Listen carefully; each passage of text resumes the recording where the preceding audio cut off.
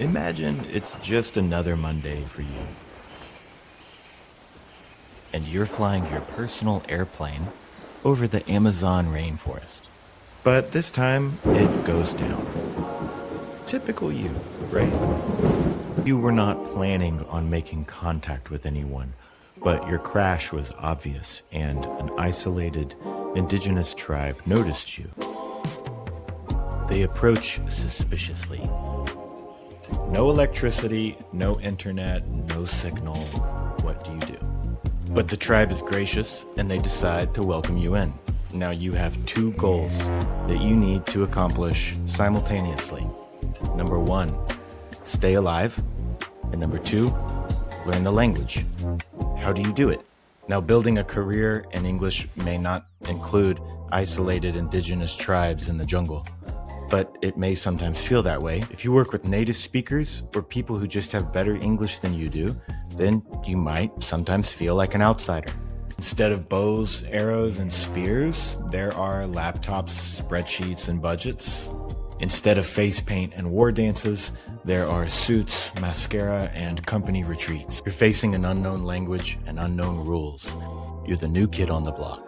In case you don't know me, my name is Richard. I coach professionals how to overcome imposter syndrome, fears, and doubts about speaking English in order to thrive and grow their lives and careers. And if you'd like a free copy, click the link below and use the code episode4 at checkout. The new kid on the block is an expression for an outsider who's becoming an insider. So whether you're working in the jungle or with a bunch of Californians on Zoom, how do you plan to stay alive and learn the language? I can tell you that with the tribe, you'd never open a grammar book. You'd never have a vocabulary list. Get their word for hungry while you watch them share food. You'd get their word for signal while they point to smoke across a river. You aren't learning it, you're acquiring it, just like your first language. Humans acquire languages through understanding messages when we have supports to help us get the idea. So what this means is the visuals, the subtitles, the translations, your teacher pointing something out to you, all of these scaffolds are actually the main mechanism for how your English has grown in the first place. This is how you're able to distinguish the difference between knowing that something is grammatically incorrect and it just feeling incorrect. So let me explain. In your first language, if I'm trying to learn it and I make a mistake, maybe you don't know the grammatical rule that I broke. Maybe you don't remember it from school. And most people probably don't remember it from school because you didn't learn it, you acquired it. And so when someone makes a mistake, it's just not the way we say it, or it feels wrong. This is because you acquired the language over time through understanding messages which were meaningful to you with scaffolds and support. پنگوئن فقط دوست داشت کلا بخوره. غذاشم فقط شکلات بود و آب نبات و چیپس.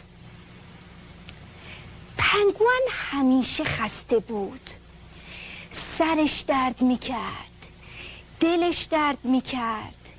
توی مدرسه هیچ شاگرد خوبی نبود. So I'm going to show you a 4-step exercise that you can take with pretty much anything that you watch that can help you to reproduce this sort of practice at any time. Step 1 is to choose something to watch, but listen to it only. And it can be less than a minute long, a section of something that you like. Listen to this clip and let's try it. Yeah, I'll take it. So I've spent the last 36 hours on a deep dive into the drivers of the business. Headline is, it's a body pit. We have a massive data with no analytics. There's no way of telling what's a hand and what's a foot. But it's still a killer business. The platform, the brands, ethos and culture are leading edge. And in my view, it's fixable. After you do step 1, give yourself a rating of the percentage about how much did you understand. There's no right or wrong answer. It can be 30%, it can be 80%. Just give yourself a reference point. Okay, now I'm going to play it again, but you're going to see it and hear it. So you're getting the repetition scaffold. You're also getting a visual scaffold. Yeah, I'll take it. So I've spent the last 36 hours on a deep dive into the drivers of the business. Headline is, it's a body pit. You have a massive data with no analytics. There's no way of telling what's a hand and what's a foot. But it's still a killer business. The platform, the brands, ethos and culture are leading edge. And in my view, it's fixable. Again, after step 2, how much did your understanding improve? Give yourself a percentage, a rating, just to give you a benchmark of the difference in having 2 scaffolds versus no scaffolds. Step 3 is to repeat the exact same thing again, but this time with the audio, visual, and subtitles in English. Yeah, I'll take it. So I've spent the last 36 hours on a deep dive into the drivers of the business. Headline is, it's a body pit. You have a massive data with no analytics. There's no way of telling what's a hand and what's a foot. But it's still a killer business. The platform, the brands, ethos and culture are leading edge.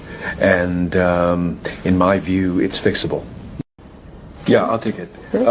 So I've spent the last 36 hours on a deep dive into the drivers of the business. Headline is, it's a body pit. You have a massive data with no analytics. There's no way of telling what's a hand and what's a foot. But it's still a killer business.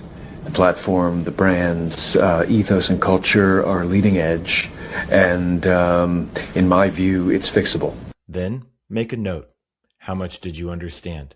How much did your understanding improve? Finally, go back to step 1.